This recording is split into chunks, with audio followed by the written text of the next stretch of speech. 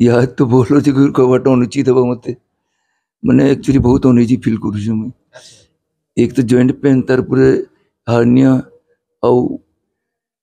कफ रो शिकायत अच्छी किसी से लगे मुश्किल लगुच बिल्कुल और सबको बड़ जिनिस कहले याद हसवे सब किसी मोर जन्म सेप्टेम्बर 13 1947 सेप्टेम्बर 13 मोर नातीर जन्म से सेप्टेम्बर 13 गुटेर नाती पुअर तारपर ये मोर मिसेज के एडमिट कर 13 नंबर रूम रे से एडमिट होता अच्छा तारपर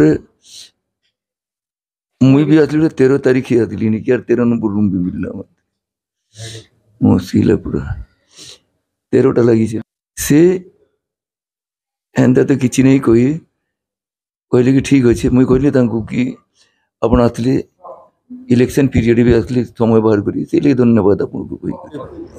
पद्मश्री आमर जितेंद्र हरिपाल आज्ञा को जे कि आमर पश्चिम ओडिशार गर्वन ओडिशार गर्वन तांको भेटी आसली एवं मुझे जहाँ देखली आके गोटे सर्जरी हबार अच्छे एवं माँ समले की प्रार्थना कि से जल्दी सुस्थ होगी इनु बाहरुन एवं ता सहित मुई आमर जे एक्स एमएलए संबलपुर अश्विनी गुरु तांको मध्य भेटली तांकर भी आशु आरोग्य मुझे कामना करुचे